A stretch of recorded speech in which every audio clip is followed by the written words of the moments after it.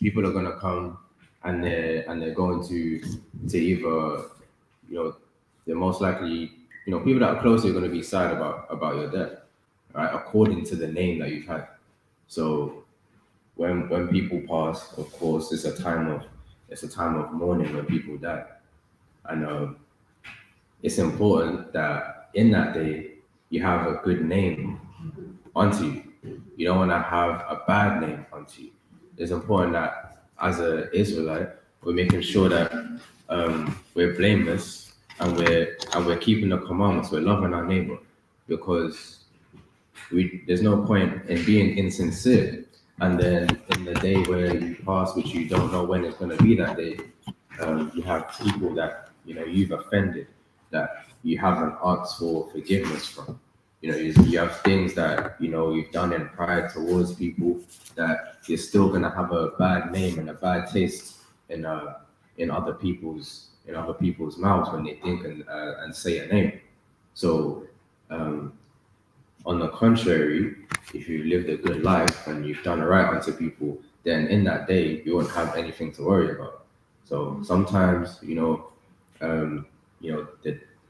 death, we have to speak about. Sometimes death can, make people worried, but you wouldn't be worried if you know you've done the right thing, and you've fulfilled your course. You've done everything you can possibly do to make sure that you've done the righteous things. You've repented what you needed to repent for. You've asked for forgiveness for what you needed to ask for forgiveness for. You've done charitable works. You've lived a balanced life. Then you won't have stress for that day. So we don't want to be worried in that day.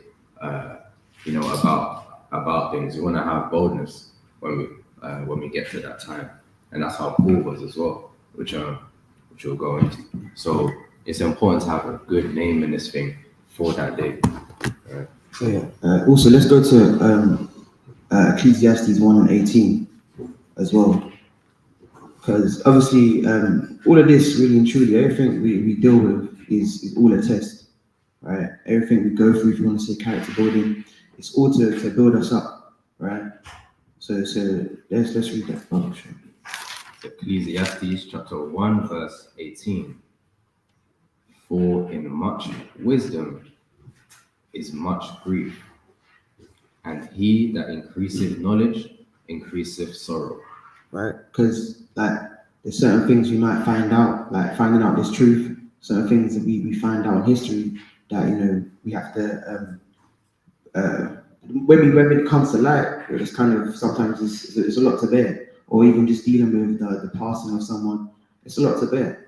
But all of this is to build us up and to strengthen us, really, because everything is a trial. Everything is a trial that we have. So come. Let's go to Sirach chapter 4 and verse 12 as well.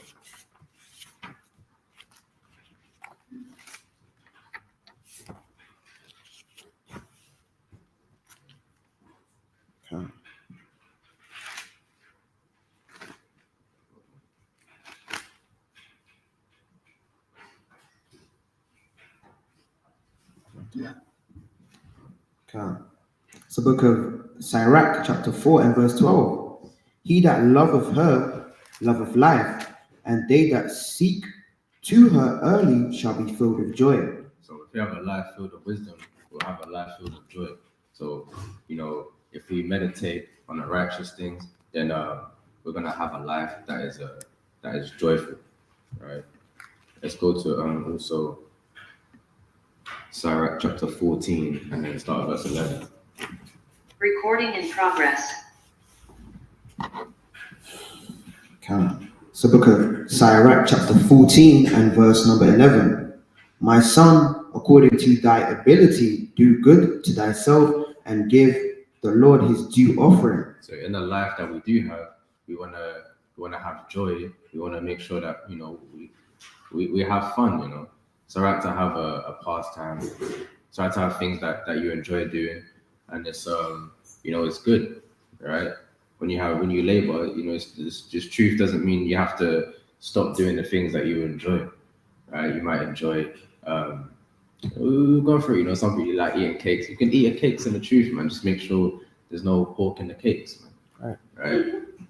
If you like, playing basketball, football, whatever, you can still do that, right? You can do the things that you enjoy. Just make sure you give the Lord what you owe unto Him, right? Do good to yourself, but do good unto the Lord. Let's read on. Verse 12, remember that death will not be long in coming, and that the covenant of the grave is not showed unto thee. Right, so death is not long in coming.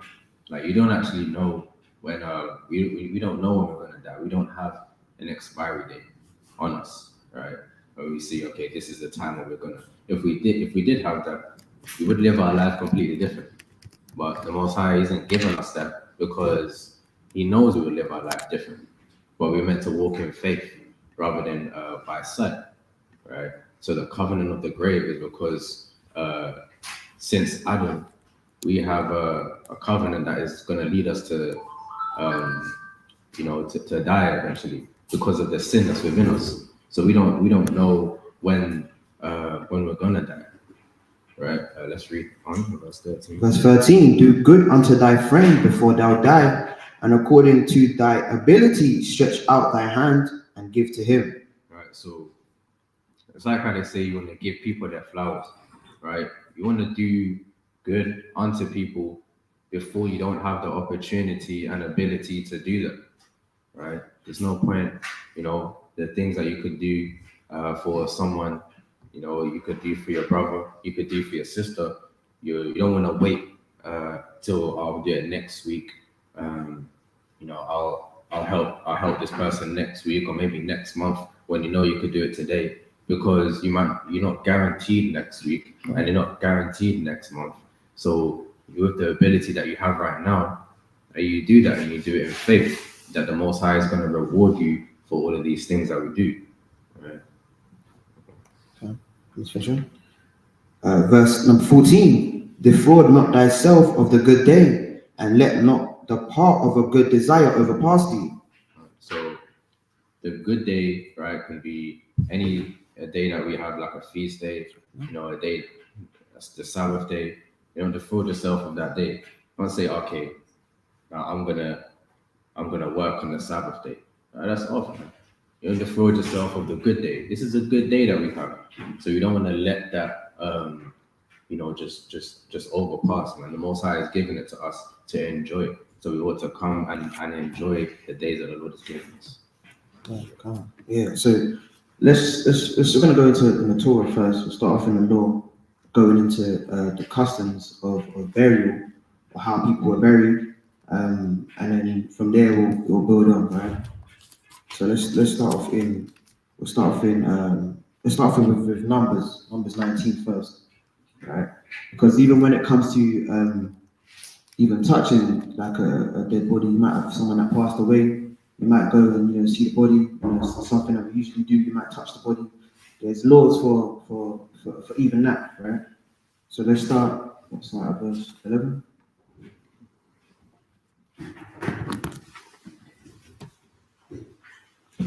Numbers chapter 19, verse 11. He that toucheth the dead body of any man shall be unclean 7 days. He shall purify himself with it on the 3rd day, and on the 7th day he shall be clean. But if he purify not himself the 3rd day, then the 7th day he shall not be clean. Right. So there's laws for when you touch a dead body, right? So obviously, just like, for example, if you're for women, if you're on that time of the month, if you see the copulation, right? There's laws for you being unclean, right? You touch something, you're unclean. You have to obviously go and purify yourself, right? I'll jump down to verse, I believe it's 12. Read on to 12. Read on, come. Verse 30. Come.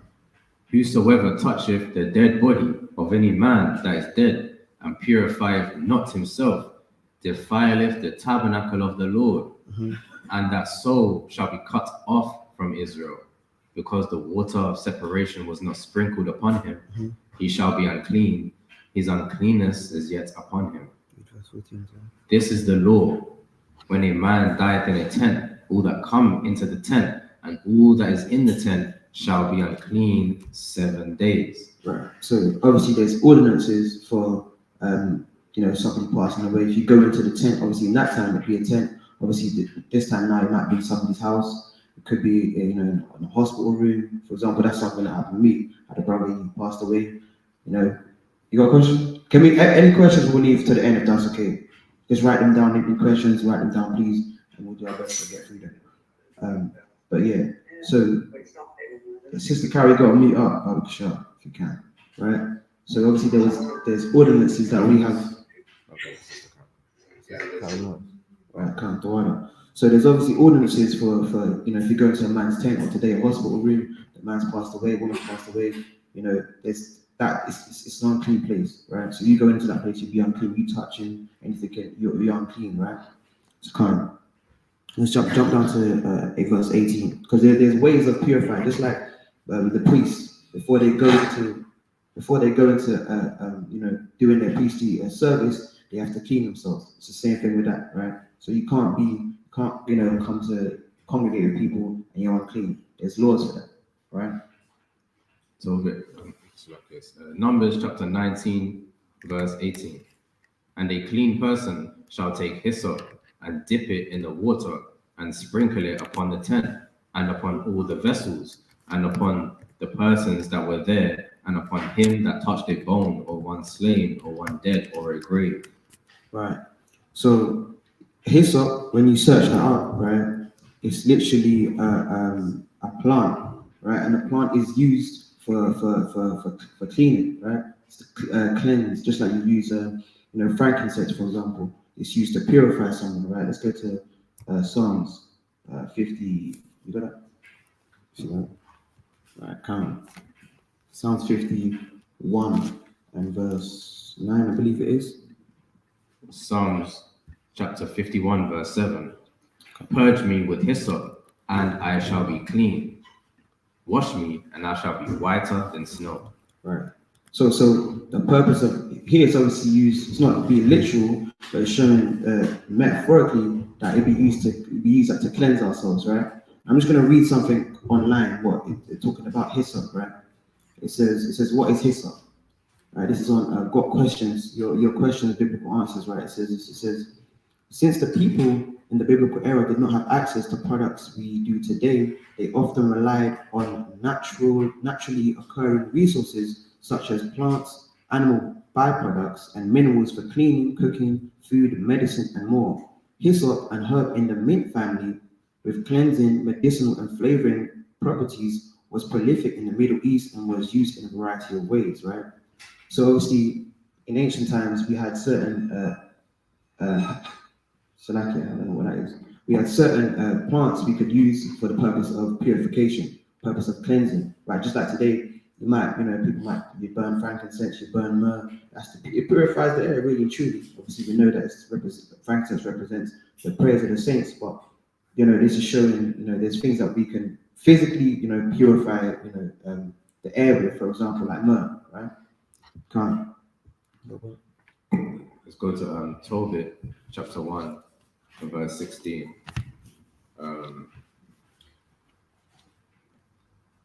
Because also we want to make sure that if someone does pass, that what we're doing when it comes to that, we're doing what's righteous, because there's different ways to deal with the body, right? And we want to make sure that we're dealing with the body righteously, as opposed to unrighteously. Okay, so 116. 16. 116. Yeah. Khan, it's the book of Tobit, chapter 1 and verse 16. And it reads, and in the time of Ebenezer, I gave many alms to my brethren, and gave my bread to the hungry, and my clothes to the naked. And if I saw any of my nation dead, or cast about the walls of Nineveh, I buried him, Salakia. Right, Tobit, he was taken away in the Assyrian captivity, being part of that northern kingdom, the kingdom of Israel. Right, so Ebenezer, he'll be Sargon II. right, that was reigning as an Assyrian in that time. So what he did in the captivity, in slavery, Tobit, right, he would still be righteous. Yo, you gotta mute up, Act, man. I was Yeah, gotta mute up. Mute your mics. Mute your mics. Right. So Tobit, he was righteous unto his brothers. Right. He gave many alms to his brethren, even in the times of slavery. Right. He gave bread to the hungry. That's what we need to do. And another charitable thing, right? Also, giving clothes to those who don't have clothes. It says, if he saw any of his nation dead, and as you can see, he's dealing with his people, right? He's not dealing with everybody else and Right. everybody else's issues and problems. Right. In Nineveh, which is a city which has many nations in it, being the chief city of the Assyrians, being like a modern day, it's like in London, basically, right? Well, it's a multicultural place. He had multicultural places back then. He only dealt with those of his nation. That's our responsibility to deal with our own people. Right. He saw those that were cast about the walls because even in those times, our people were being hunted down and being killed. Right? If he saw any of his nation dead, then he buried him. Right? And that's righteous. So burials are the righteous way to for someone that's passed to leave the earth, right? To deal with their body carefully. Of course, we know this when someone dies, their spirit. Let's get on Psalms actually 104, verse 29.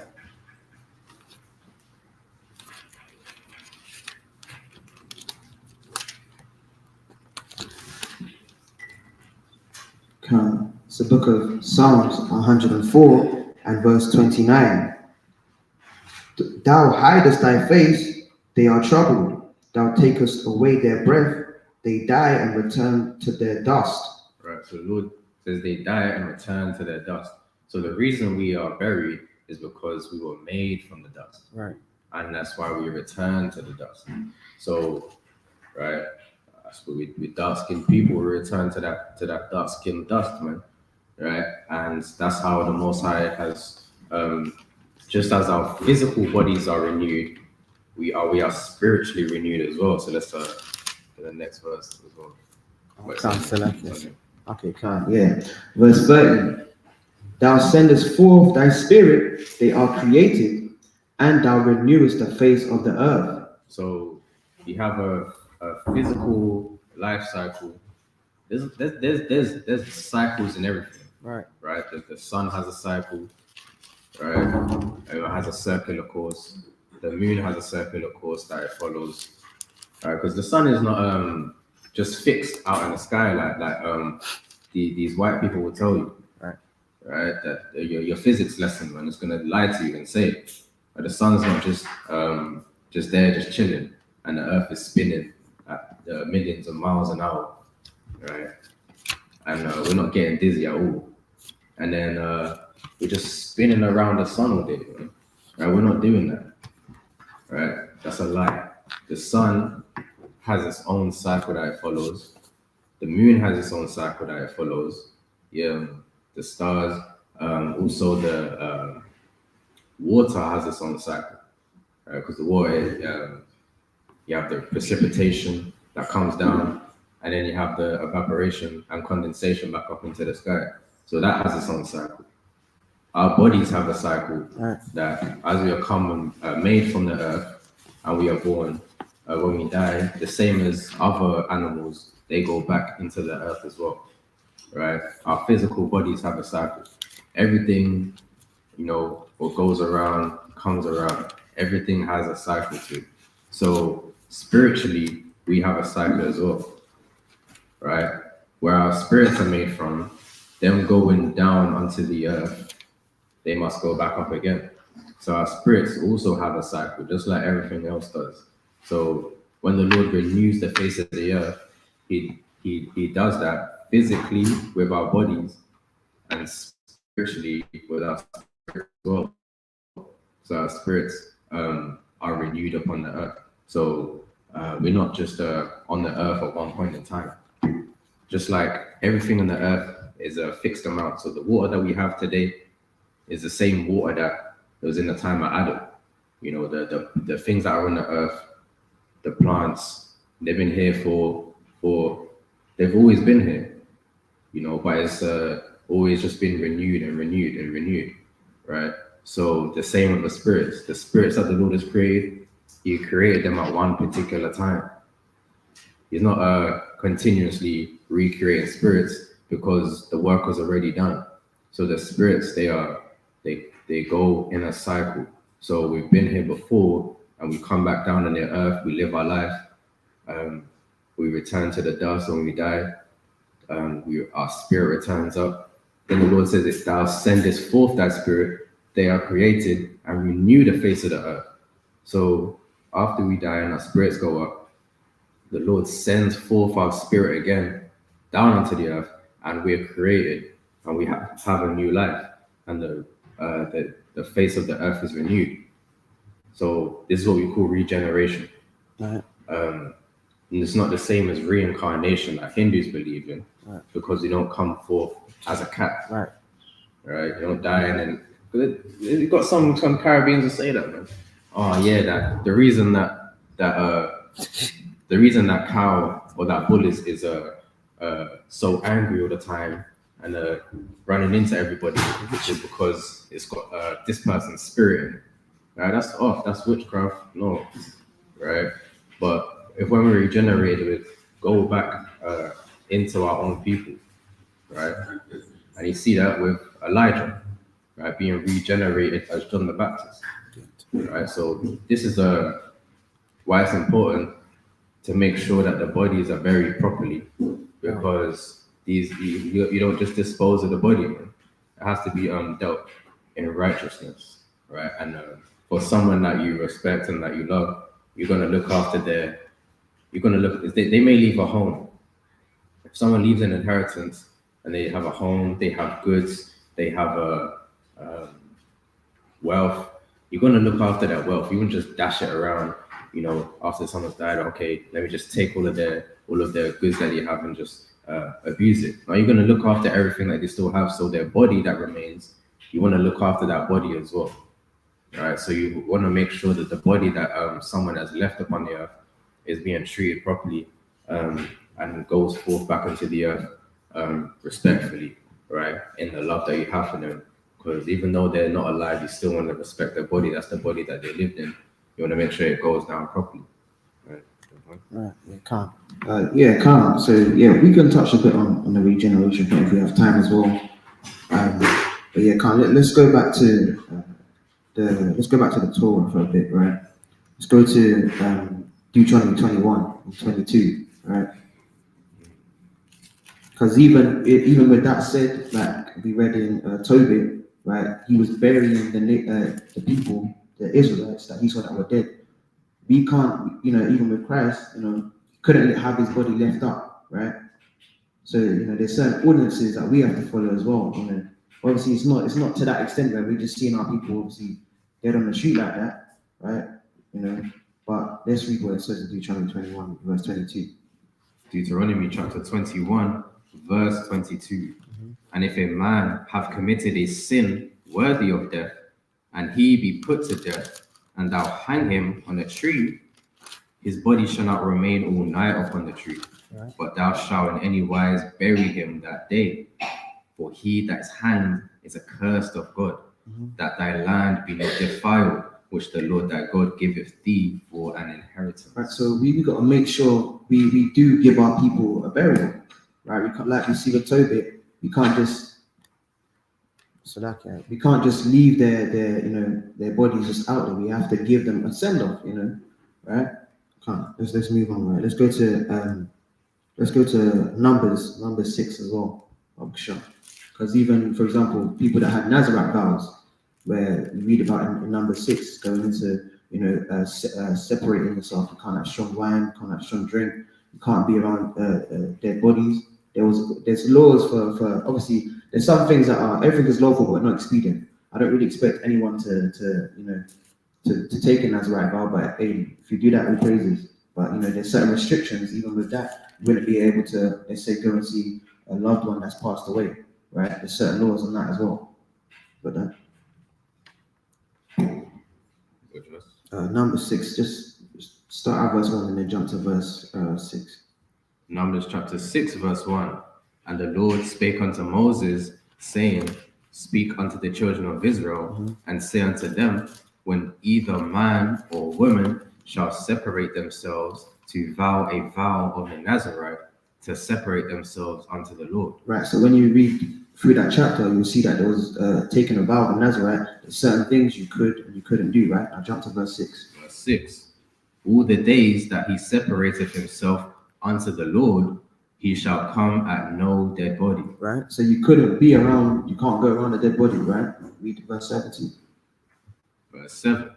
He shall not make himself unclean for his father, or for his mother, for his brother, or for his sister when they die, because the consecration of God, of his God, is upon his head. All the days of his separation is holy unto the Lord. Right. So obviously there's rules for that. You can't be around, you can't make yourself defiled. So you have to, you're separating yourself, making yourself holy. You can't be around their bodies, right? So there's ordinances for that, right? Okay. We can read on as well, actually. Can't. Verse 9. And if any man die very suddenly by him, and he have defiled the head of his consecration, then he shall shave his head in the day of his cleansing. On the 7th day shall he shave it. Right. So that's if in the case that if you're taking a Nazarite vow, then we have to do that. But not many people are do that. Some people do that, but if that's your lot, right? That's something you'd have to consider if you're taking that vow. Right. Let's go to 2nd Ezra chapter 2, verse 23 as well.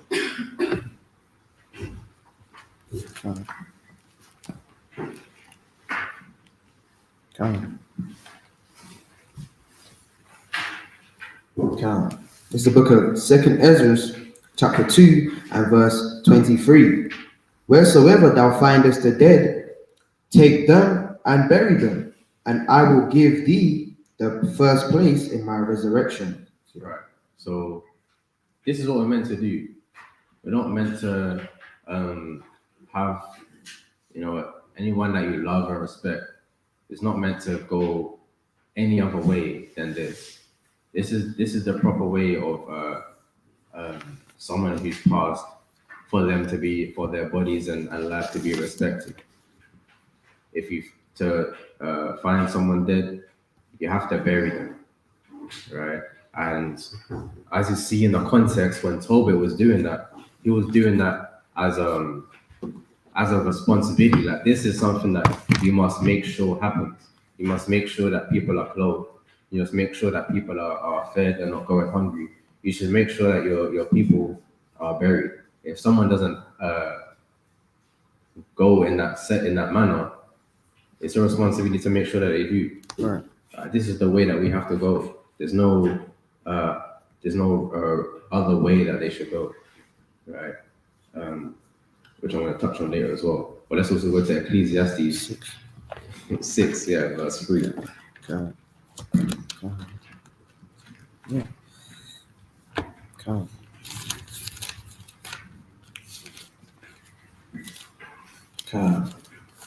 It's the book of Ecclesiastes 6 and verse 3. If a man begat 100 children and live many years, so that the day of his years be many, and his soul be not filled with good, and also that he have no burial, I say that an untimely birth is better than he.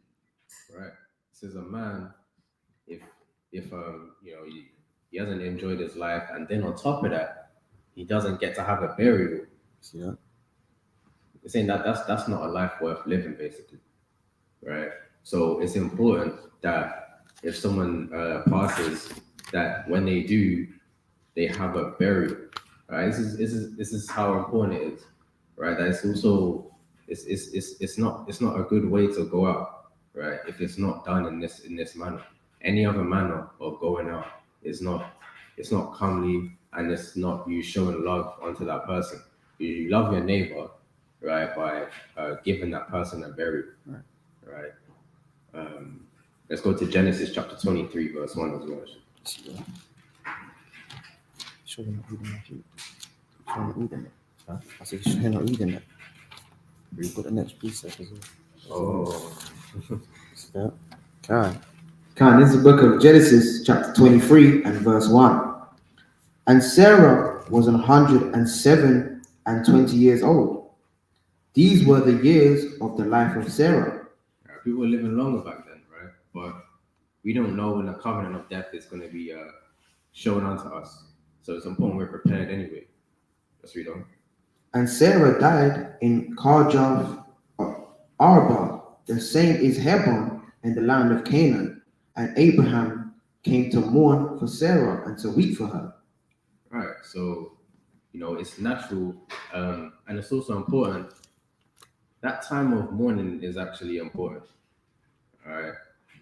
And that's why in certain instances, things can be quite touchy, right? When it comes to someone passing and someone dying, because if you don't have that specific time to mourn for someone and to weep for someone, doesn't mean Abraham, he was weak, right? Abraham was crying. Why is he crying? Abraham, man up. You're meant to be the father of many generations, right?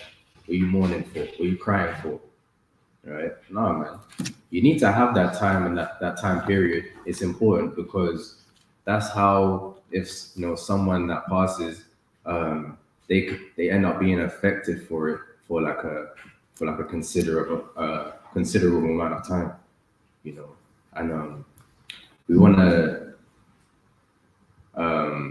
let's go to that precept. Sirach chapter 22 verse 11.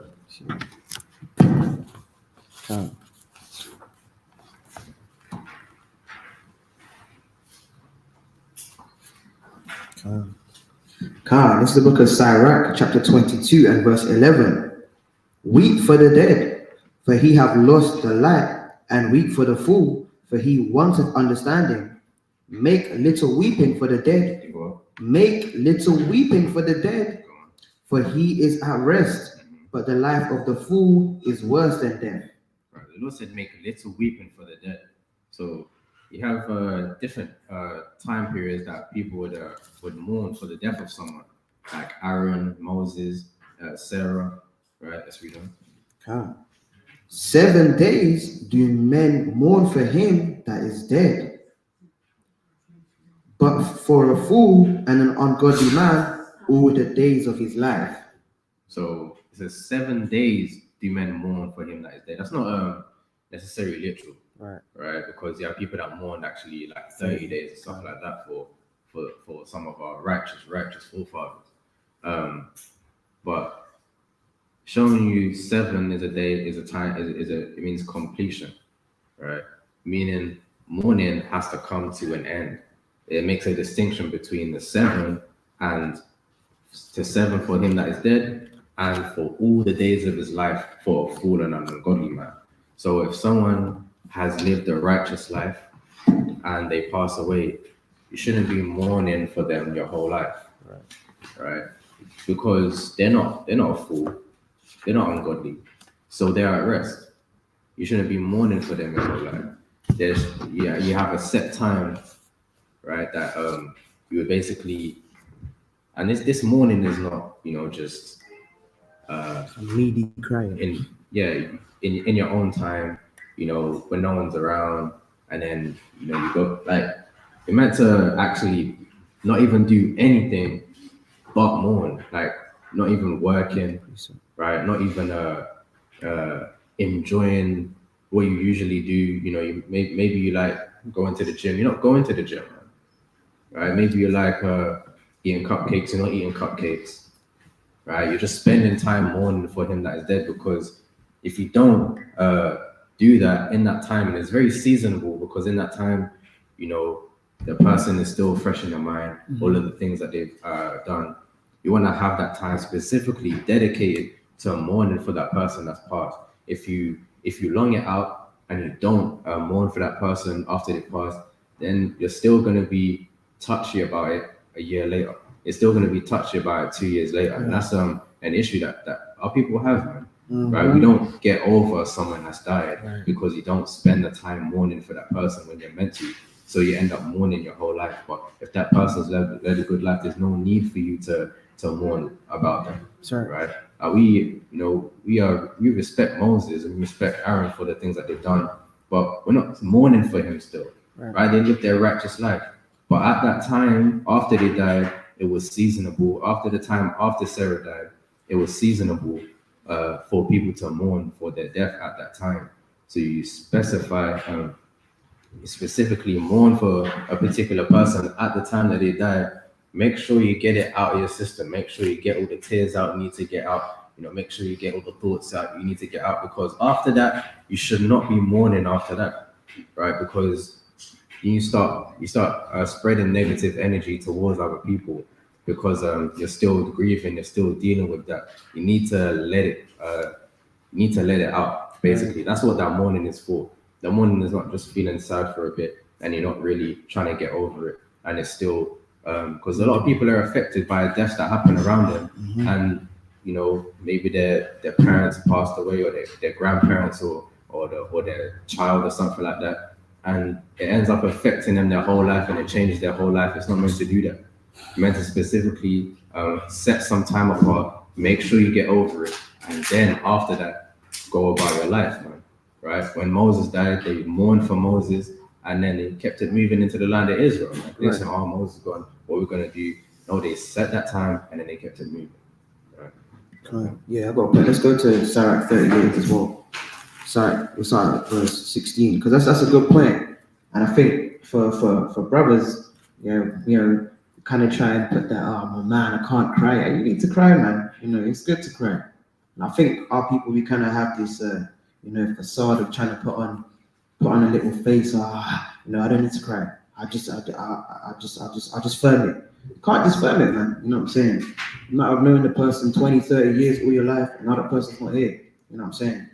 So it's not a thing you, like your brother saying, you just kind of, I'm okay. You're not okay, man. You're not okay. And I think that, you see within certain traditions in the so-called African culture, you see they even have people that will come and they pay them to cry. They pay people to cry, at funerals. You know what I'm saying? So this is to cry is a normal thing, man. If Abraham wept, what better you do to say, I'm not gonna cry? You're gonna get home, you start bawling, man. Right? So let's read that. Let's read verse 16, man, for sure.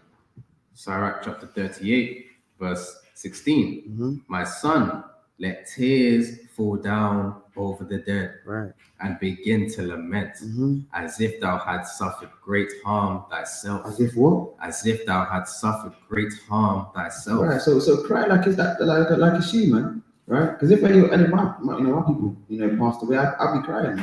When one of my brothers died, that was a lot, man. Right? And I cried like a baby, man. And I say that proudly, man. I cried like a baby, man. I'll keep reading. And then cover his body according to the custom, and neglect not his burial. Right, so there's a custom of burial, right? It's not just like I could put him to the side, right? Keep reading. Weep bitterly and make great moan, right? And use lamentation, as he is worthy. As he is worthy, right? Because there's certain, when we might go into it. There's certain kings. They weren't buried, in this. They were buried in the city of David, but they're not buried in the sepulchre of the kings. They had their own, because obviously they were going off, right? But let's read on. As he is worthy, and that a day or two, lest thou be evil spoken of. Right, because hey, if you're not crying, in fact, if someone's not crying, I feel like you kind of wish you're wicked about someone. That's kind of wicked. He's not crying, you know what I'm saying? That's kind of funny, right?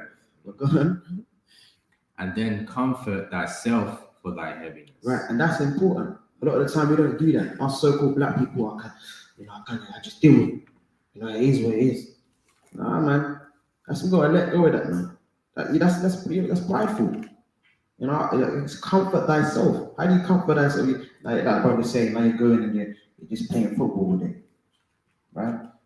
That's not comforting yourself. We gotta be able to have an emotional release, right? Like Abraham did, right? Like David did, like all these people we see in the scripture that weep for their people, they weep for their nation, right? Read on. For of heaviness cometh death, Mm-hmm. and the heaviness of the heart breaketh strength. Right, but the issue is now is the I don't want to say overdoing it, but hey, you get to a point now you're breaking down, you're at work because you haven't really, you haven't let go of that issue. You're at work and you maybe you're serving customers and now you're crying, right? Because you haven't actually been able to release that the emotions that you have. You're at work, you're breaking down, you got an important meeting coming up, and now you're crying in the meeting and asking you what's wrong. You failed. So there's many things you have to consider, right? Can't. Right? Because if you don't then move on, then you're carrying all of that on. Can't. It's freedom as well. Verse 19. In affliction also sorrow remaineth, and the life of the poor is the curse of the heart. Take no heaviness to heart. Right.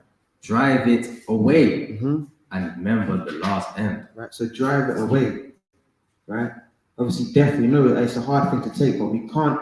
You can't just still be weeping for Moses, right? Or David, or Solomon, or Christ. You can't still be weeping for these people. We now have to build up our spirits, right, and endure until the end, right? Come on. Verse 21. Okay, come on. Forget it not, for there is no turning again. Thou shalt not do him good, but hurt thyself. Right, because you're doing yourself good, like just continuously crying about that situation. You know what I'm saying? Because now you're all fumbling yourself. Hey, he's at rest. That person's at peace, but you're still here. You're enduring.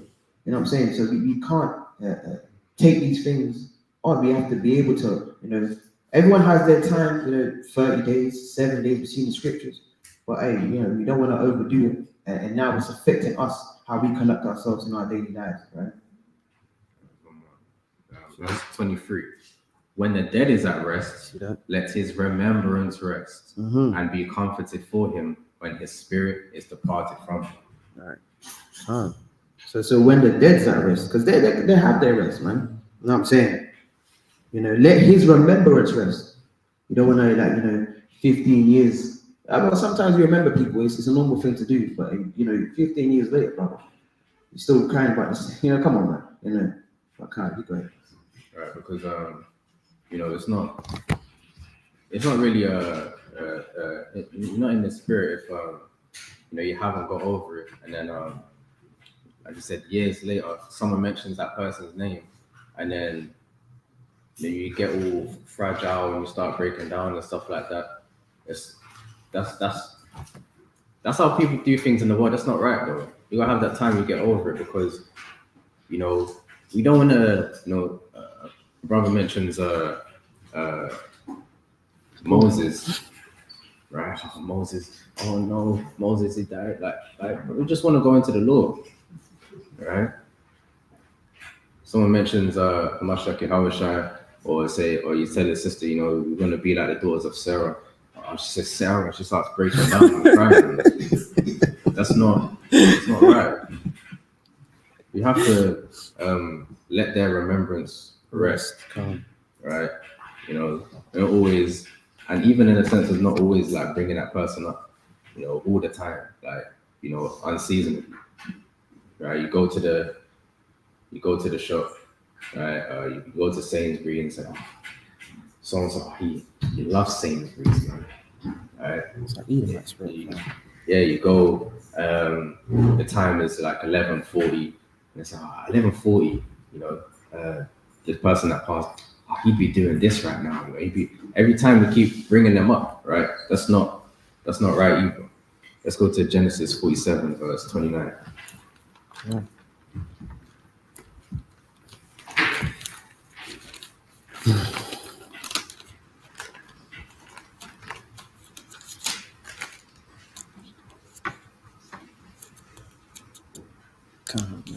Let's not forget Genesis 23 as well. So book of Genesis, chapter 47 and verse number 29. And it reads, and the time drew nigh that Israel must die.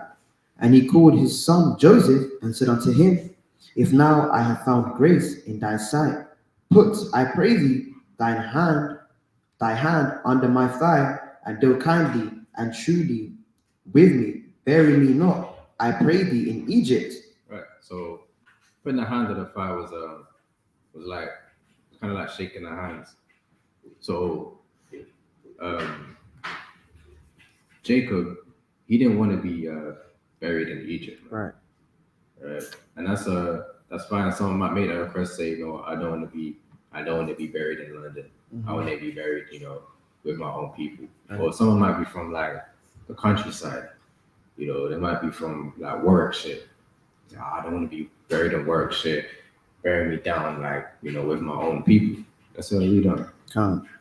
Verse 30, but I will lie with my fathers, and thou shalt carry me out of Egypt and bury me in their burying place. And he said, I will do as thou hast said. Right. So someone may make a request about where they want to be buried. You wanna try and do that, right? And it's a good thing to be buried amongst your own people, right? That's how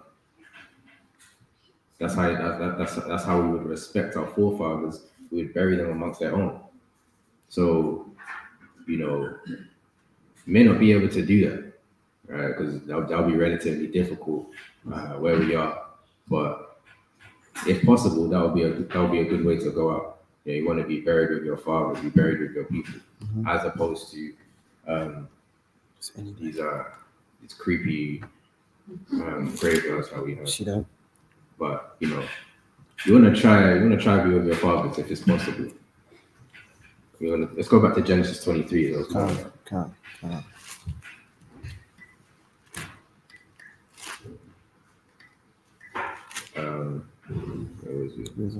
Verse 3. Right. So Genesis chapter 23 and verse 3. And Abraham stood up from before his dead and spake unto the sons of Heth, saying, I am a stranger and a sojourner with you.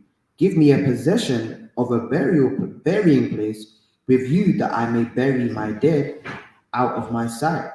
Because you wouldn't just want to see someone that you love, their body just decomposing. Right? You want to have a place that they go, that their body is unrespected. Let's read on.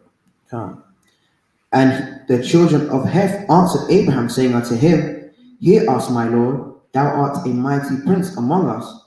In the choice of our sepulchres, bury thy dead. Right, in the choice of our sepulchres. So, which is a coffin.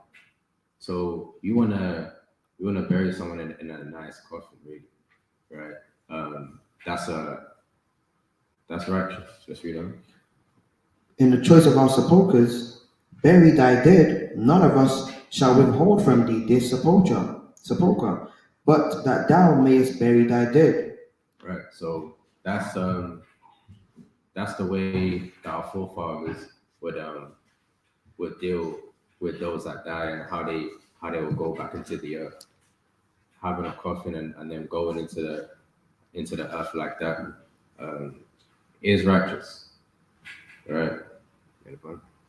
Yeah, you can jump to verse 9 as well on that. Right, I'll read on actually.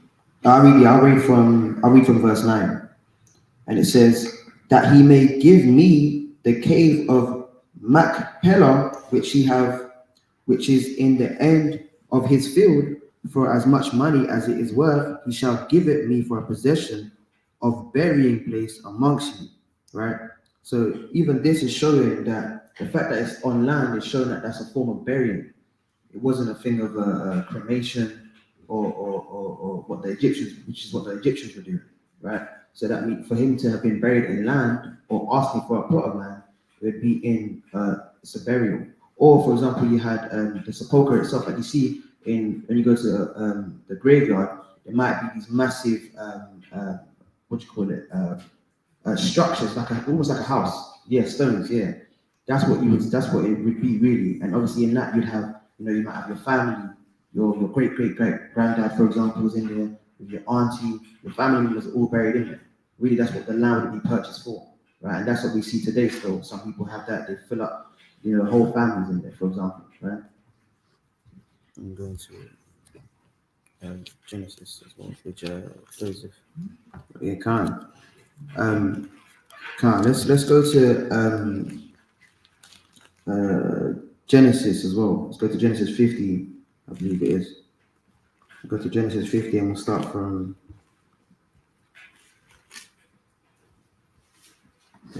where is it? Where it's can't, I believe it is. Genesis chapter 50, verse 7. And Joseph went up to bury his father, and with him went up all the servants of Pharaoh, the elders of his house, and all the elders of the land of Egypt.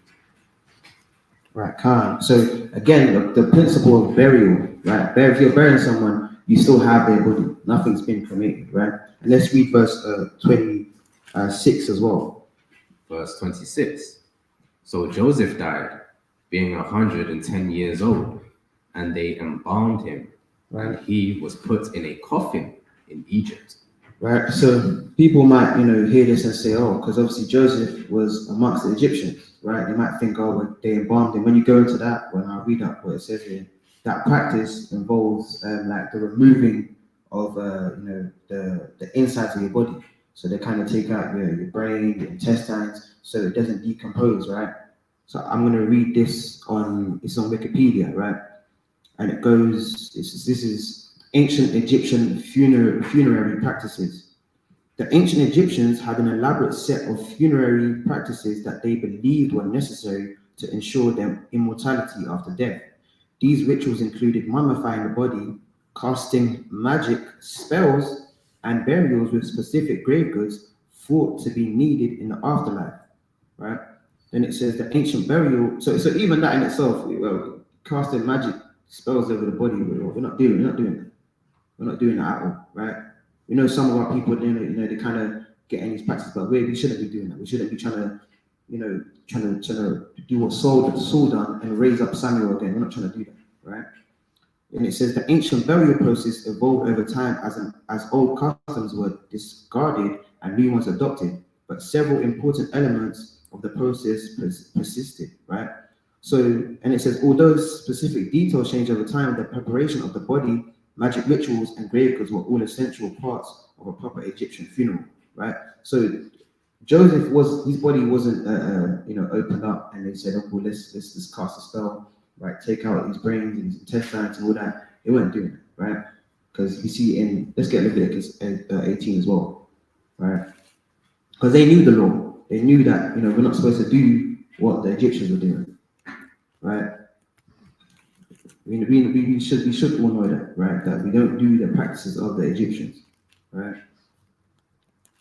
Leviticus chapter 18, verse 3. Mm-hmm. After the doings of the land of Egypt, wherein ye dwell, shall ye not do. Right. And after the doings of the land of Canaan, whither I bring you, shall ye not do. Right. Neither shall you walk in their ordinances. Uh-huh. Right. So plain upon tables that we as Israelites, we have our own custom. We have a custom that we're supposed to do. We're supposed to bury our dead, right? And let's get Proverbs 3 and 31. Because even when it comes to cremation, if we understand, some people may have done that. We may have cremated somebody we didn't know that day. We have to, we have mercy. We didn't know that. The Most High winks at our ignorance. Some things we do, we don't know. We didn't know that the scriptures say that we shouldn't do that. But obviously, like even in saying that, and we got now we know this. We can't be trying to cremate and say, cool, kind of put Uncle Smith on the side of the table, and it kind of spills over, and now there's an accident, right? So we want to be mindful of that now that we know, right? Proverbs chapter 3, verse 31. Envy thou not the oppressor, and choose none of his ways. Right, because we have our own ways that we're doing, right? We're not trying to do what our oppressors have taught us to do, right? We're not doing it. We've got our own customs where we bury our people, right? We'll go to Leviticus 21, verse 9 on that cremation as well, since you mentioned it.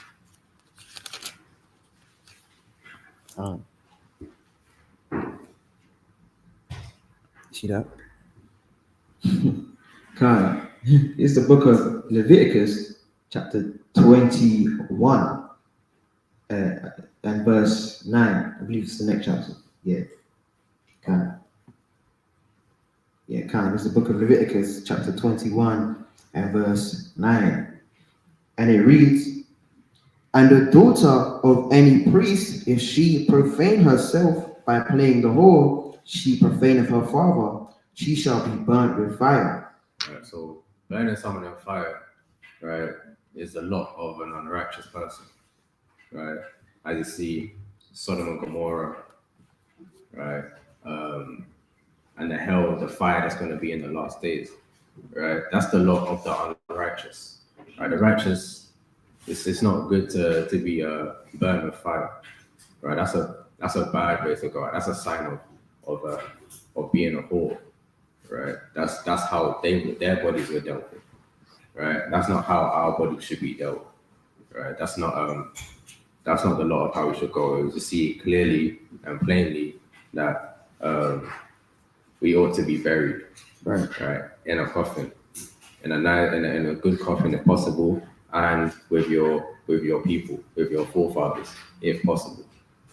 That's what we see. We don't see okay, you can get cremated and hang in the urn in the front room and next to the TV. And the vacuum comes out, and then that's not how we should go out, man. Right. And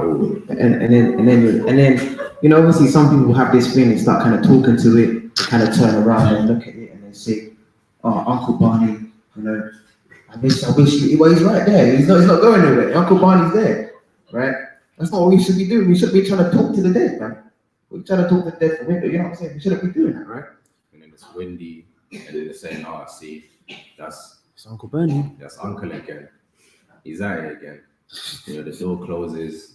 Where did that come from? Oh, Uncle, he's angry again. What did I do? All of that stuff, man. It's off, man. All of that stuff that and all the stuff that we picked up some stuff. In Africa that we brought over to the Caribbean and to the Americas, right? So even like 9 nights, you see 9 nights in the Bible, man. Right? There's no, after 9 nights start turning up, right? And then you get drunk and then you party and then that, right? So, I mean, in a sense, we have a time where you're meant to mourn, and then after that, you don't want to be mourning anymore. So I think that's where they got it from in that sense. That they have the time of mourning, and then on that ninth night, then they want to, they're not mourning anymore, right? But you're not turning it into something unrighteous, right? Start turning it into carnival, man, right? That's not what it's about, right? But in a sense, you have that time of mourning, and after, you can have a time of rejoicing after, but when you turn it into the 9 nights and all of that, which goes back to them trying to bless the spirit as it goes up, right? These customs that we picked up, we want to keep the customs of our forefathers. That's right. And even that, let's go to Proverbs 31, right? And we'll start at verse 4. Because it's not an issue to mourn, right? We understand that it's not an issue to celebrate someone's life, right? And it's what the Bible says. Like let's read it. Proverbs 31 verse 4. Mm-hmm. It is not for kings, or Lemuel, it is not for kings to drink wine, nor for princes strong drink, lest they drink and forget the law and pervert the judgment of any of the afflicted. Right, because even on that point, you now kind of you're at the wake, and then you've had a bit of, Ray and nephew, it's a yard wake, because you had the bit of Ray and nephew, the Hennessy bottles are coming out, and now, all hell's breaking loose, right? And it's supposed to be a wake for someone that's just passed away, and now it's turned into backing out. It's turned into bacchanalia now, right? It's not supposed to be that, right? Let's read on. Verse 6, Give strong drink unto him that is ready to perish, Mhm. and wine unto those that be of heavy hearts. Right, because sometimes we have a drink for that purpose. That's why you see like with Noah, right? When he was drunk, right? Because you seeing people die, that's not an easy thing to take on, right? Like read on. Let him drink and forget his poverty, Right. and remember his misery no more. Right, and that's going into our people as well. You see how sometimes when things happen, we're at a bad estate, we kind of look for escapes, drinking. Right, someone's died, you see that in EastEnders, you know, or Hollyoaks when you know them soaps, you know, someone kind of died and Phil comes into the room, Shirley she's all over the place, she don't know what's going on. Oh, you there? You know, that's what happens. That's what it's going into. Right? Because death is sometimes a hard thing to take, and we look for escapes, right? And it says give him drink so that he remember his misery no more, because death is a misery. But again, we don't want to get like it says. You don't want to forget the Lord now, right? You don't want to forget. Okay, you have customs and things that you got to do. You have priority. You have kids. You have children. You have a family to feed. You know what I'm saying? So we can't be forgetting these things, right? Okay. Let's go to Mark chapter 15, verse 43. Mhm.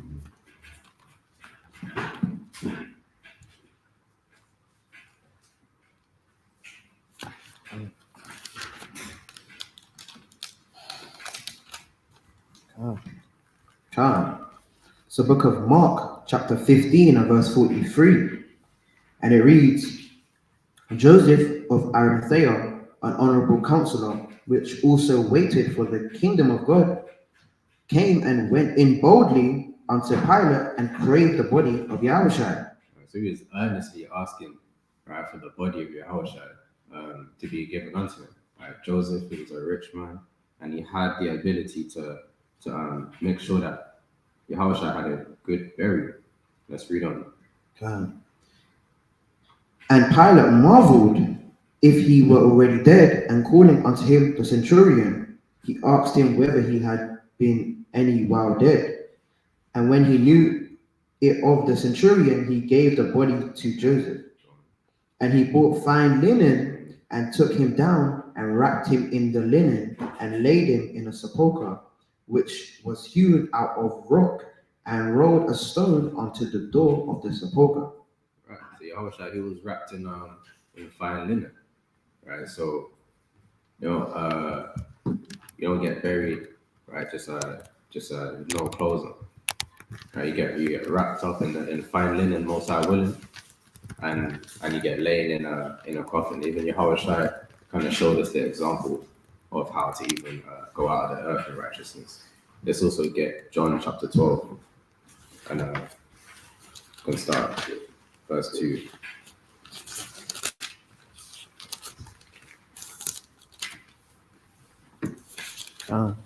So book of John chapter 12 and verse 2. There they made him a supper, and Martha served, but Lazarus was one of them that sat at the table with him. Right. I mean, and Lazarus was once dead, right? And he was buried. Let's even get that in John chapter 11. Right? And let's start verse 31. So book of John chapter 11 and verse number 31. Then, the Jews then which were with her in the house and comforted her, when they saw Mary that she rose up hastily, went out, followed her, saying, She goeth unto the grave to weep there. Right, because they came to Yahushua, told him that Lazarus is dead, and they're going to weep at the grave of Lazarus because he's dead. And this is on the 4th day since that he died. Let's read on. All right. Then, when Mary was come where Yahushua was and saw him, she fell down at his feet, saying unto him, Lord, if thou hadst been here, my brother had not died. Right, so she's obviously still in a sad spirit, because now she's blaming Yahushua. Right, so that's why it's important to get that mourning out, because people do that type of stuff like years later. Say, oh yeah, see, if you would have been there when, you know, my son, this happened to my son, then it wouldn't have happened to him. Or if this is all your fault because, you know, you did this and that, right? Years later. But, you know, that's why it's important that mourning process, get that out, because you don't want to be moving in that spirit years later. Now you're messing up friendships and family relations. Let's read on. Right. Verse 33. When Yahushua therefore saw her weeping, and the Jews also weeping, which came with her, he groaned in the spirit and was troubled, and said, Where have ye laid him? They said unto him, Lord, come and see. Yahushua wept. Right, Yahushua wept. So even Yahushua is crying. Right? You can't say, like the brother was saying, you know, you're not gonna cry if someone if someone passes. Even Yahushua wept. Mary, Martha, they were all weeping at Yahushua. He joined them in that. Right. Now he didn't force the tears. That was his natural for him. Right. So it's important to do that. Right. What piece? But we know. Okay, go on. Can you finish it? But we know the story of Lazarus, how he was resurrected. But I'm just showing Lazarus, he had once died. Even Yahushua wept at the death of Lazarus, and obviously after he was resurrected. But that's not the point we have to go into it. Can. We'll go on. Let's get Matthew 5 and verse 4 as well. All right. We'll start from verse 2. And actually, so like real quick, and that Yahushua wept, right? Just for trivial purposes, that's the shortest verse in the Bible. Right? And you got to know these things. Like, one time I was at camp. Was he there? Yeah. One time I was at camp, and this Rasta elder just came up to me, just like, if you know the Bible, what's the shortest scripture in the Bible? Right? I was like, bro, like, that's so random. So it's important to know these things, man. People can ask you anything. Right. Matthew chapter 5, verse 2. And he opened his mouth and taught them, saying, Blessed are the poor in spirit, for theirs is the kingdom of heaven. Right. Blessed are they that mourn, for they shall be comforted. Right. Blessed are they that mourn. So it's okay to mourn. But like we've been saying, like the Bible's been saying, that, you know, you don't want to overdo it with your mourning, and now you're completely lost, right? And now you're too heavy of heart to even do anything, right? Can't. And got me? Can't go on. I'm gonna move on. Go back to John chapter 12, and I want to verse 3.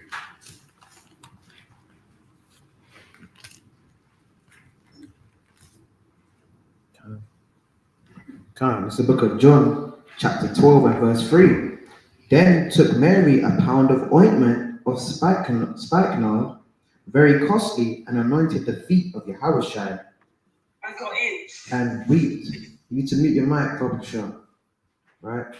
And so I'll read it again. This is John 12, verse 3. Then took Mary a pound of ointment of spikenard, very costly, and anointed the feet of Yahushua, and wiped his feet with her hair, and the house was filled with the odor of ointment.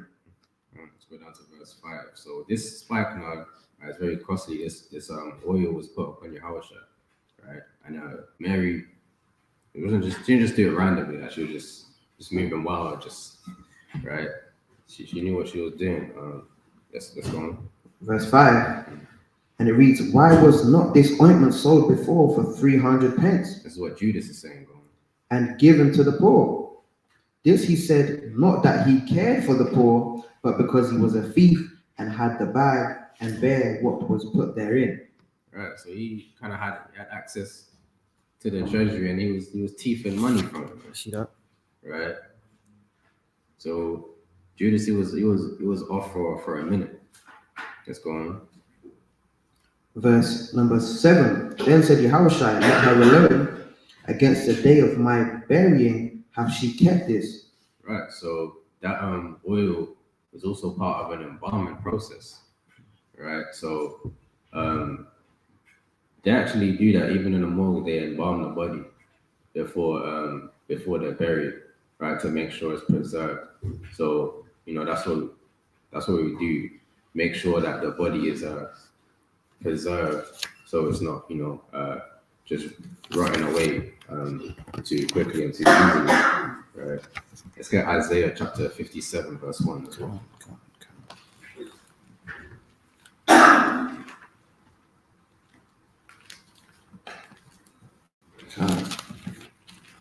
It's the book of Isaiah, chapter 57, chapter 1, and verse number 1.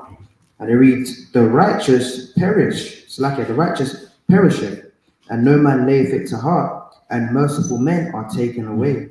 None considering that the righteous is taken away from their evil to come. Right. So we have to consider, like, we want to allow people to rest when they die, because sometimes even the righteous perish, right? And the Lord can take them away from, maybe taking them away. You may think, oh, this is too early, but the Lord may be taking them away because they fulfilled their lot, and He doesn't want them to go through a particular thing, right? To refrain them from going through something that would perhaps be worse than death. So even the righteous perish, even the merciful men are taken away, right? And let's read verse 2 as well.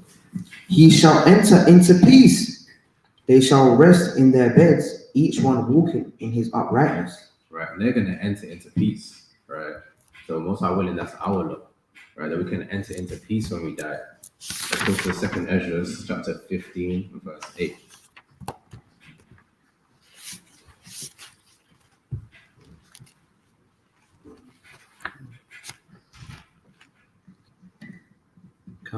It's the book of 2 Ezra, chapter 15 and verse 8.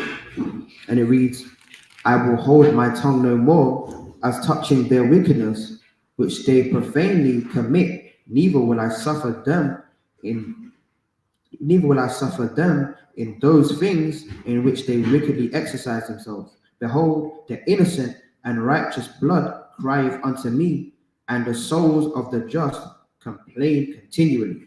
Right, so when the righteous die, and even if they die at the hand of someone wicked, in the heavens, you can actually complain to the Most High. Right. Not in the sense of you're getting on the Most High, but you're letting the Lord know that how I died was unjust. Like I tried to do the right thing, and what has happened to me has been done by someone that's evil. Let's read verse 9 as well. Verse 9, and therefore saith the Lord, I will surely avenge them and receive unto me all the innocent blood from among them. Right, so like I said, even the righteous die, and then in the heavens, right, the Lord can decide that since this has happened to you, that judgment can be made, right? So even in the heavens, you may see Abel's blood cried unto the Lord. Right. That's because when he died in the heavens, right, he made that complaint to the Lord about what happened to him, about Cain, and that's why Cain is going to be judged for what he's done, and he's still to be judged because he didn't receive that judgment yet, right? So he's going to be judged in the last days in the regeneration. Okay. Yeah, come. Let's go to Sirach 44 as well. Sirach 44. All right.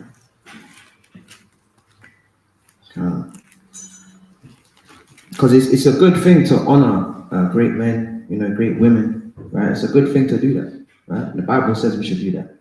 All right, let's get that. Sirach chapter 44 verse 1. Let us now praise famous men and our fathers that begat us. right. Can't read them. The Lord have wrought great glory by them through his great power from the beginning, such as did bear rule in their kingdoms, men renowned for their power, giving counsel by their understanding and declaring prophecies. Right. So we have in the scriptures, right? We have great men, great women that we read about, and it's when we read these scriptures, these are an example to us. They're an example to us that we should be, adhering to follow how they live and how they live their lives on the earth, right? Because this is an example for us, right? But we obviously know the perfect example we have is Yahushua, right? But it doesn't mean we disregard these men, right? Because, and even for example, you might have an elder, right, an elderly woman or elderly father figure that you had, right? It's a good thing to honor these people, right? And honoring them would be by giving them a good send off, right? A good burial, right? According to the customs that we hold, right? And we go to Tobit chapter 14, right?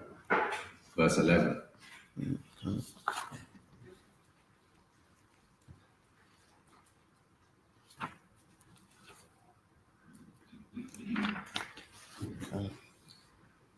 It's the book of Tobit, chapter 14, and verse 11.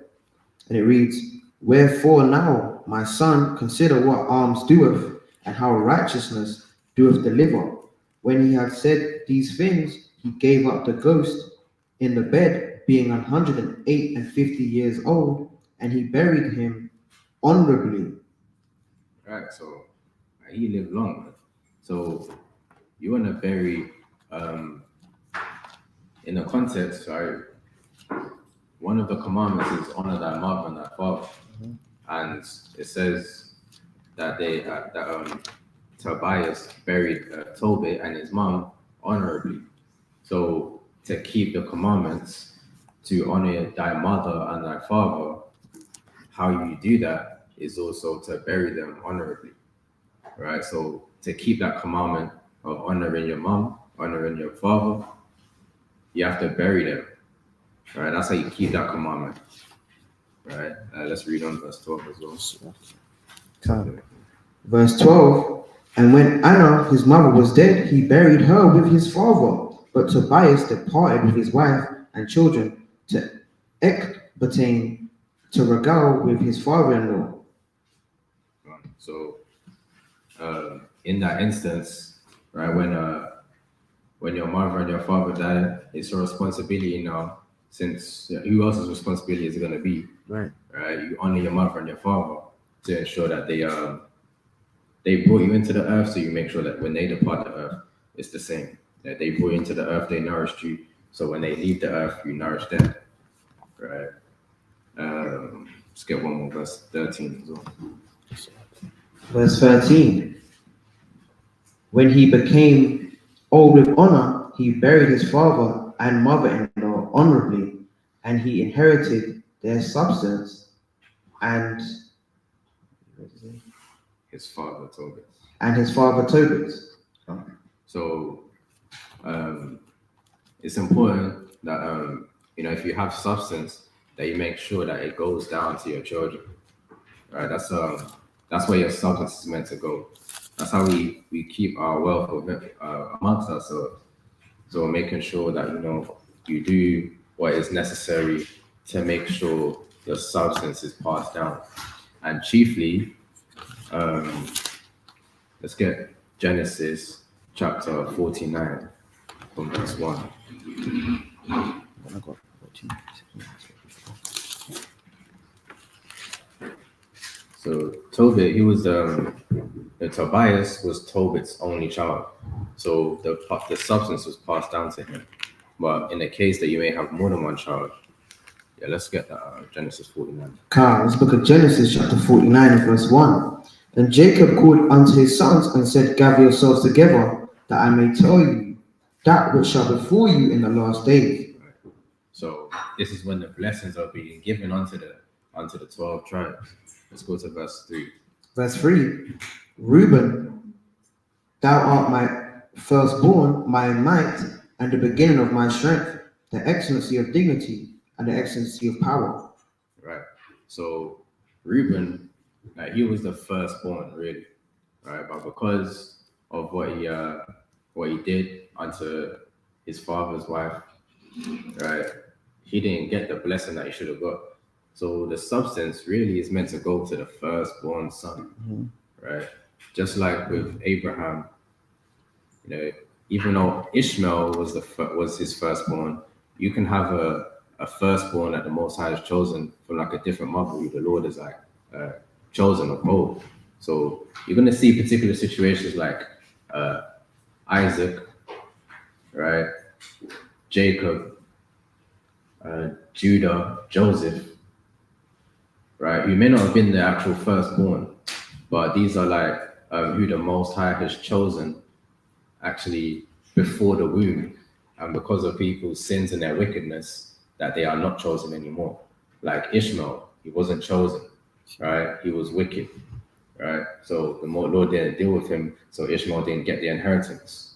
Esau, evil, wicked, even though he was the firstborn, didn't get the inheritance, right? Reuben, evil, wicked, didn't get the inheritance. So rightfully, the firstborn should get your inheritance, right? Your firstborn son should get your inheritance, right? Because he's like next in line. So you have the father, the mother, and then like the children. But there's even levels when it comes to the children, right? The firstborn son is the head of the child, is the head of all the children, right? That's why Laban, he dealt with his sisters, right? When it came to them getting married, because the firstborn son is like the next in line to be the head of the household. So let's say, for example, the parents pass away, right? Who has governance over the children that are still remaining? The firstborn son has that governance. He's the beginning of the strength. But that's why, before Reuben did what he was doing, which was wicked, he was making the decisions, man. Right? So Reuben, being the firstborn, he was the firstborn from Leah, but then you also have the firstborn from Rachel, right? And Rachel's firstborn, who's Rachel's firstborn? Joseph. Right. Who was that? Carol Morris. Oh, great. Yeah. Sure. God. So Joseph was Rachel's firstborn. So that's why you see Joseph got a double blessing, right? Because instead of it going to Reuben, it went to Joseph instead. And in fact, that Joseph was Rachel was more loved than Leah. Rachel was the wife that Jacob wanted in the first place. So the inheritance went to Joseph, and that's why they got a double blessing. That's why you had Ephraim that came out of Joseph and Manasseh. They both got a blessing and both got an inheritance because you get that double portion being the firstborn, right? So it's important who the firstborn is. You have to keep that custom as well, so that even when you die, that your inheritance goes down in the right manner, in the right way, right? You can't, if you have like a son and a younger son, and then daughters and stuff, you need to make sure it goes down in the right way, right? And this is why, when it comes to our people, so-called black people, and inheritance, we don't really do well with inheritance, man. We don't really inherit much, right? When we're born, we're meant to be born into. You're not meant to let's say you have children. Obviously, it's hard, it's difficult, we're in captivity and stuff. But ideally, right, if you have children, the children are not meant to, just pay the rent for you in your house, and then they're meant to go and get a job and then go and rent another house. That's Babylon. Show me that in the Bible. You're meant to make a house for your child, really. I'm gonna say, if you don't do that, you're going off, you're wicked. Obviously, it's not easy, but you're meant to provide your child with a house to live in, right? Not they go and rent their own place, but after you make them pay rent in your place, right? You're meant to provide a house for your child, and that house that you're living in should be able to go to your children as well. And that's how everybody else has prospered. But obviously we haven't been able to, because obviously we have issues amongst ourselves why we can't do that. If you don't get married properly, you make it difficult. If you don't, and also how the government has made it more difficult for us as well. Yeah, cool. We've got 2 more points on that, and then we'll quickly open for questions, right? Let's go to Job 34 and 15, right? We'll land on these 2 points. And then maybe most I will go to the regeneration maybe next week, maybe. All right. Let's read Job 34, 15, sorry, 15. Job chapter 34, verse 15. Start 14. Okay. If he set his heart upon man, if he gather unto himself his spirit and his breath, all flesh shall perish together, and man shall turn again unto dust. Right, because that's what's going to happen, right? We're going to be just like we were made from the dust. We say dust to dust, ash to ash, right? We're going to go back to it, right? And really, that's actually showing how, if we come, talked to my rib about it yesterday, or on the Sabbath, that if we come from the dust, right, really how we should be replenishing ourselves is by the herbs that come out of the dust. That's how we're supposed to be replenishing ourselves, really and truly. Right? That's the correct way to do it. Okay, let's get Romans 14 and verse 8, and we'll land on that head. And we'll quickly open for questions. Right, because we all, everyone's going to perish, man, and go back to the dust. Everyone's going to do it. That's going to happen to everyone. Man.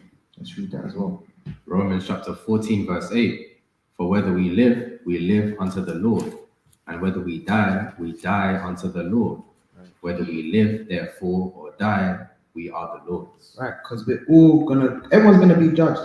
No one's not kind of trying to, everyone's kind of going like, getting judged, and you're kind of just hiding down, somewhere. It doesn't work like that, right? Everyone's gonna return into the dust, right? Everyone's gonna be judged according to their works, right? But can't. Let's quickly open for some questions. I know just to have some questions over the back, come over. Okay.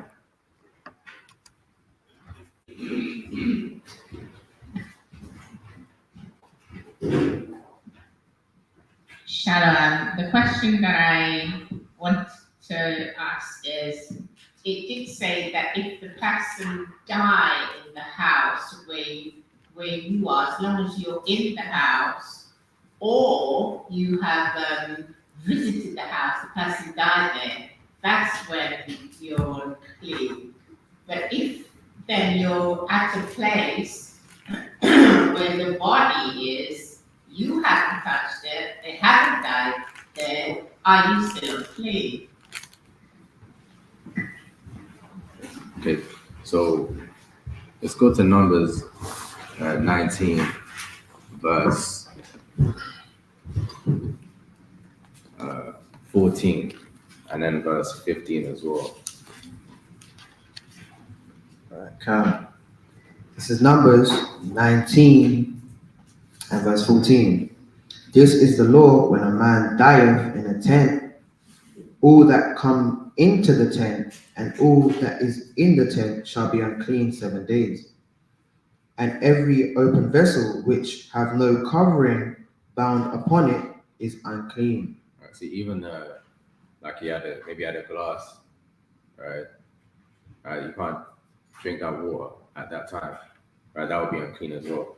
So after those processes, after the 7 days that someone dies, if you didn't go into that place, then the whole place, other than those things, which hopefully they would have been cleaned by whoever's in there, will be clean anyway, right? But if you go within that time, then that wouldn't be the same thing. But you still need to cleanse yourself, right? Because as you see, let's go down to 19. It's verse 19. And the clean person shall sprinkle upon the 3rd day, and on the 7th day, and on the 7th day he shall purify himself and wash his clothes and bathe himself in water, and shall be clean at even. Right. So you still have the first 3 days that you have to make sure you clean yourself by in that time. So you definitely be unclean within those first 3 days. You have to clean yourself.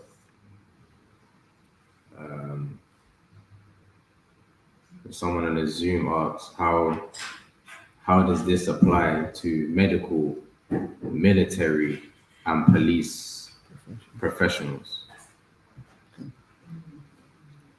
Right. So you still have to keep that. You still have to keep the law. right? There's no respect of person, so you still have to keep the law. You know, if you work in those fields, um, you know, police you should relatively be all right. Unless you're a detective, um, military and medical, yeah, you see like a good Numbers 19, verse 16. It's Numbers 19 and 16. And whosoever toucheth one that is slain with a sword in the open fields, or a dead body, or a bone of a man, or a grave, shall be unclean 7 days. Right. So even says if you touch the grave, right, then you're unclean 7 days. So even if you weren't there at the time, that's showing if even if you come to the grave of that dead body, if you come near to that dead body, then you'd be unclean as well for the 7 days, right? To clarify that question, and then that question as well for those that are in military.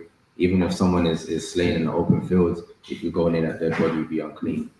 Um, you see that as well with David, right? When he came to get the showbread, he had to make sure that he had to make sure he was clean. He wasn't near any women. He wasn't around doing any killing for the 3 days. They kept themselves holy.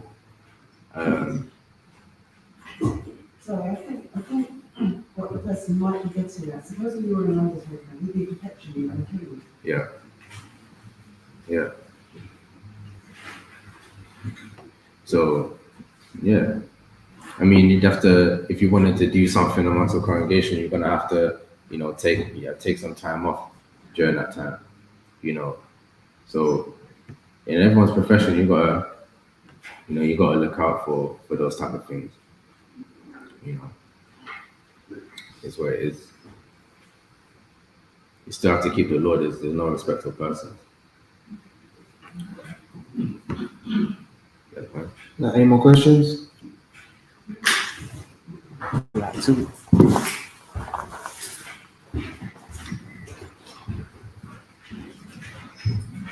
Yes, I wasn't sure about, I wasn't quite clear on the embalming. Joseph was embalmed because he was in Egypt. Is that part of our custom to be embalmed? Not to be embalmed.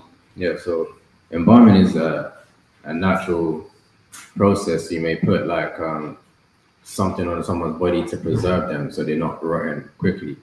So it's just taking care of the body so that it doesn't rot too quickly, it doesn't decompose, so that you can have time to find them a coffin, give them a place of burial and stuff like that, so that when they go, it's not like bad smells and it looks really bad and stuff like that. So him being embalmed and being buried in Egypt, that was his choice. Jacob's choice. He didn't want to do that. He wanted to be with his forefathers. So the embalming process, they do that already anyway. They every place that deals with funeral care, they embalm the bodies anyway to make sure that they're preserved. So we was doing that back then, but we would have done it more naturally than they do it today. And even on that point, I think when you look with Mary, she was bringing spiced oils, I believe, and frankincense to the tomb, because obviously that was like frankincense, like in myrrh, would be used for purification. Like it says, the smell, for example, is going to be a bad smell. So to help that, you got like some oils that could be burned, for example, to help purify the air, for example, right?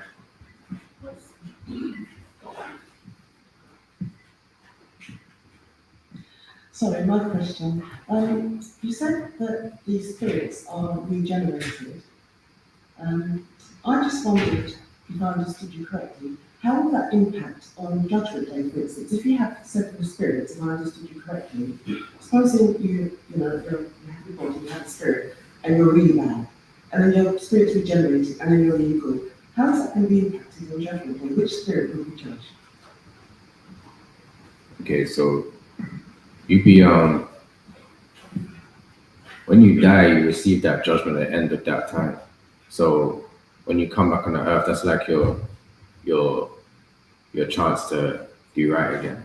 So after you die, you're receiving that judgment straight away, And then in your life, let's go to John chapter 9, actually. Start first one.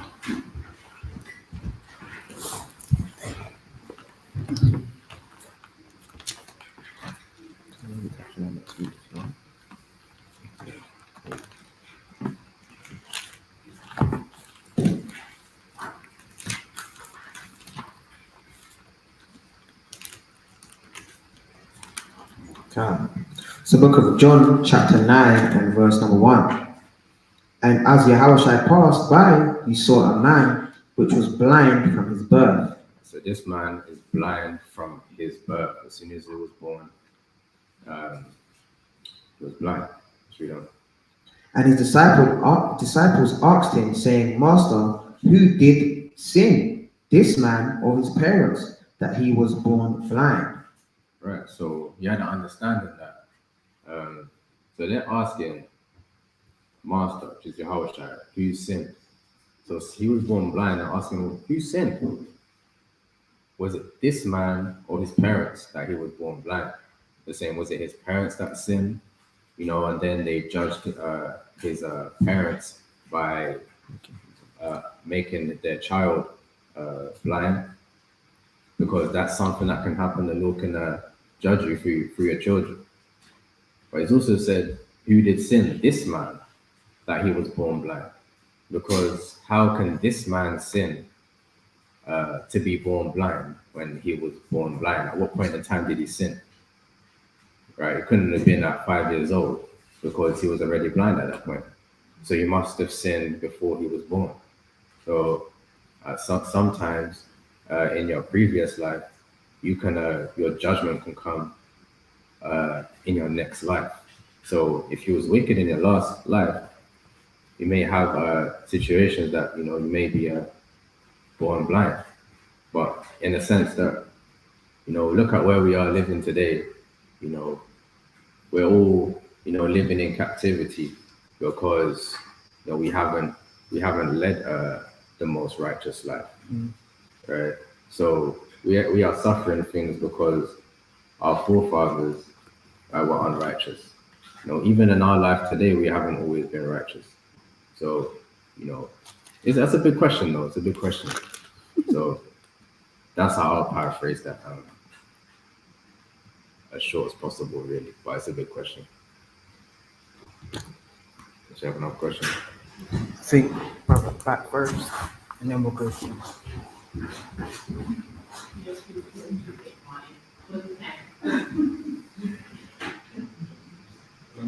One of you got mentioned that even women are unclean for their time off. What are we supposed to do about that? So that's the 7 days. 7 days. Yeah. And does that mean I put my own feet for 7 days?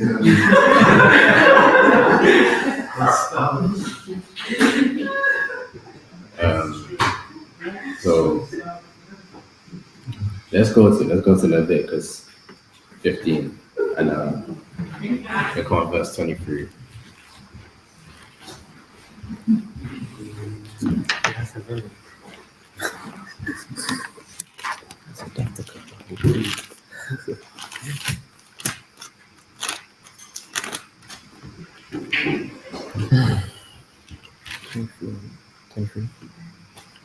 Leviticus 15 and then start verse 19. So book of Leviticus, chapter 15 and verse 19. And if a woman have an issue, and her issue in her flesh be blood, she shall be put apart 7 days, and whosoever toucheth her shall be unclean until the even. And everything that she lieth upon in her separation shall be unclean, and everything also that she sitteth upon shall be unclean. And whosoever toucheth her bed shall wash his clothes and bathe himself in water and be unclean until the even. And whosoever toucheth anything that she sat upon shall wash his clothes and bathe himself in water and be unclean until the evening. Right. So because it'll be difficult for you to avoid that, just make sure that you are making sure you're as clean as possible during that time period. right? They'll see your especially if you have daughters in the house and they get older as well, you know, you're not going to be able to avoid that. The only way of you being able to avoid that is her having a separate house, right? For that. Right? So unless you have that, all you can do is keep yourself as clean as possible, right? Let's read on just to make it as plain as possible as well. Verse 23. Mhm. And if it be on her bed or anything whereon she sitteth, when he toucheth it, he shall be unclean unto even. And if any man lie with her at all, and her flowers be upon him, he shall be unclean 7 days, and all the bed whereon he lieth shall be unclean. Right. So you have to make that point anyway. Just since we're there, you have to make that point. You can't do that. Right. Right. There's unspeakable things I could say. Oh, you can't do that. Right. Do you have any questions? Or does that answer your question? Right. So, real quick, in the sense of, yeah, with the food, yeah, you don't have to make your own food, right? But you can if you want to. And on that point as well, and on that point as well, there's already unclean foods anyway that we have. There's not, because she might make, let's say she's made food, doesn't mean that it's unclean. Yeah, we already have unclean foods as it is, right? Actually, real quick, even let's say, what I would say not to be over righteous about that particular point is because, let's say, you say that you can't make the food and stuff. If you say, okay, let me go to the shop and then get food instead, and then you go to the cashier, and it might be a woman, she might be unclean. No, I don't mind cooking. Like, Yeah. 7 days I'm cooking, right? I don't mind that. Oh, praise. But see, now the thing about all this is we're in this land and we have to practice the law in its nearest sense of the word. We're not going to get it 100% correct until Yahweh returns. So there's some things that we need to fret not about, really, because then we will be just so, our minds will be extremely fragmented if we did it that way. We're going to have to be sensible about what we do, but we must practice the law. And as he said, he looketh upon the heart of the man. So your desire is to please Yahweh, and this thing is upon you. There's no way you can be away from it. Is there any last question? When you refer to Leviticus 21:9, where cremation or a person that's burnt is a lot on a righteous person, what about suicide? Can somebody who's committed suicide be buried, or do they have to be cremated? And then there was also a thing about accursed is anyone that hangs on a tree. So is an accursed person who hangs on a tree, can they be buried as well? Yeah, because Yahushua was hung on a tree, Yeah. in a sense, right? Being hung on a cross. He was still buried. So he's still buried him nonetheless. If you can, you still bury them nonetheless, if possible. Why I said that the body shouldn't be remaining any after until the next day on the tree is because he buried them afterwards. Like the Prophet Shabazz said, public transport seats are unclean. But yeah, you want to bury anyone if possible, even if they committed suicide. And suicide is sin, by the way. Sorry to clarify that. So suicide is sin. But you still, if you have the opportunity, bury someone. Because, they may have been going through a lot. Don't say, oh yeah, because he was going through a lot. And you commit suicide, that, Would they be like in limbo until judgment? Say that again. They're in limbo with Russian. Limbo. Yeah, like, What does that mean? like in the 2 roles, like, they're not really investing until they're not sleeping. I don't know. But it's like they put a curse on themselves, kind of thing. What, for suicide? Yeah, like you take your own life. Yeah, let's get real quick, and then that might be the last one. Who? Yeah, he hung himself. Yeah, Judas hung himself as well, and that was suicide. So get Wisdom of Solomon chapter 1 verse 12 real quick. Sorry? Wisdom of Solomon chapter 1 verse 12, and then we'll wrap up. Wait, did you have a question as well? Okay, try and squeeze it. 12 and 1. 1 and 12. So that's it. It's the book of Wisdom of Solomon, chapter 1 and verse 12. And it reads, seek not death in the error of your life, and pull not upon yourselves destruction with the works of your hands. Right. So you can't, in the era of your life, so you made mistakes, or things in life didn't go right, you can't seek death. It says, pull not upon yourself destruction with the works of your hands. So it is not right. Suicide is not right. It's not a viable way. Suicide, what's that little word that is? Euthanasia, all of that, that's not right. You're allowed to do euthanasia, you're not allowed to do suicide, right, with your own hands, man. Right? That's not righteous. Brother, what was your question? Yeah, in two cases we talk about the unclean. Is it like what makes you unclean? Is it like some kind of element released from the body in the atmosphere that makes you unclean? And if you're unclean, become unclean, and you contact someone, could you make them unclean as well? Yeah, you can. Yeah. Yeah, that's what it's saying, that you can. That if anyone touches them, you become unclean. That's like Leviticus 5 verse 2. And then also, the first thing you asked was, sorry, I forgot it now.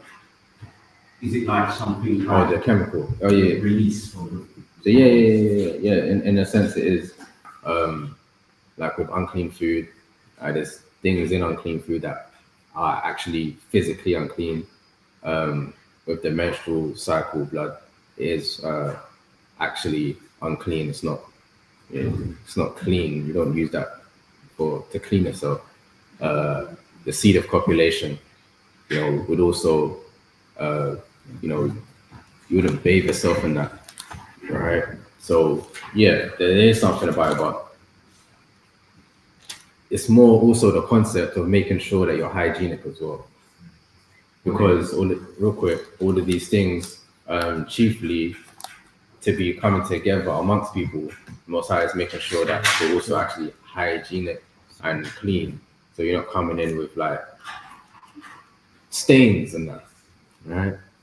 But then most people is walking around unclean, then. Yeah, they are. It's an unclean place, but that's why it's important. We just do as much as we can, and then teach people to be to follow suit as well. That's what we can really do right now, and that's how much important it is for us to make sure we have our own land and our own laws, right? Because, like you said, we probably walk outside right now and defile ourselves. Yeah, and that's why it says in Psalm 119, I think it's 9, like, wherewithal shall a young man cleanse his ways, taking heed to the word. So really and truly, when you're reading this, you're cleansing yourself spiritually and physically, because now okay, I can't be, she's on her cycle, I can't be touching it, because then I'm defining myself, I won't be able to congregate, for example, right? So yeah, can't. Okay, go. I'd like to give an example of the uncleanness. For instance,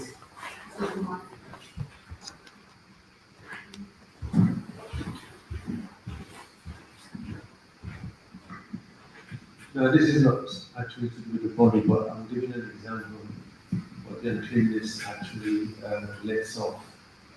For instance, if you're running your car, let's say 6 months to a year, and the oil in the car needs to be changed. Now, if you don't change it, it becomes unclean after that period of time.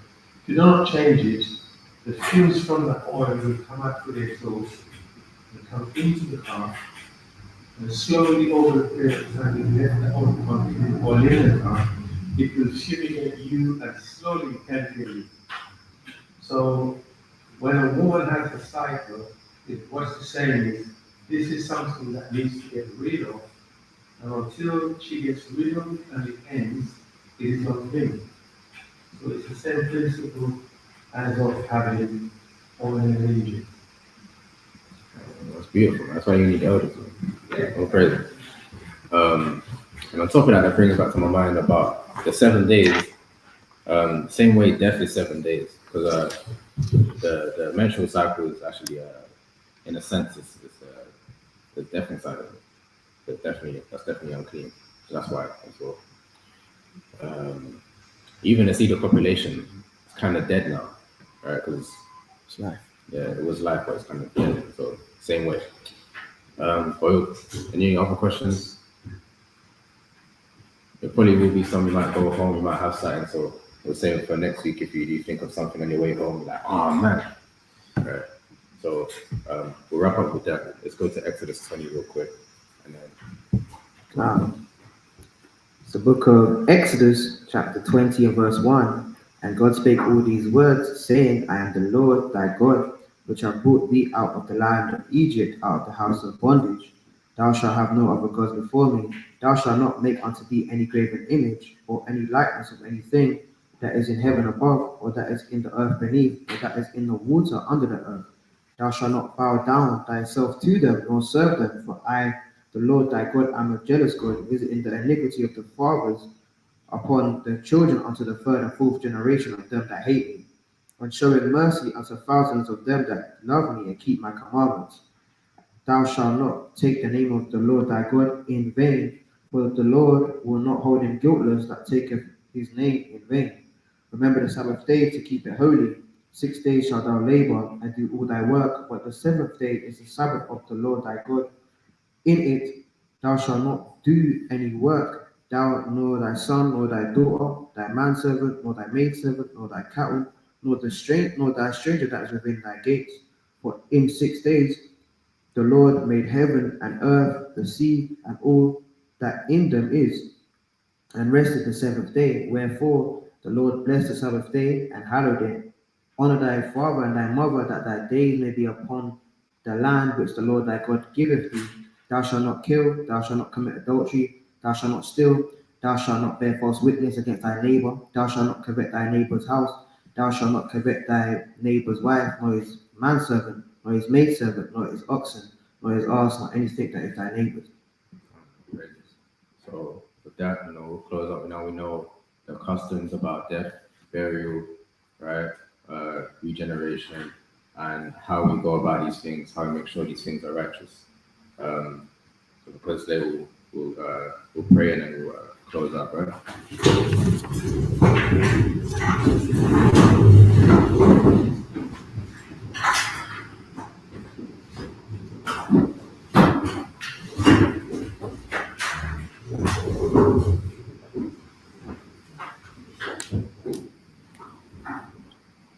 Kalala Yahweh, Ba'ashem Hamashiach Yahweh.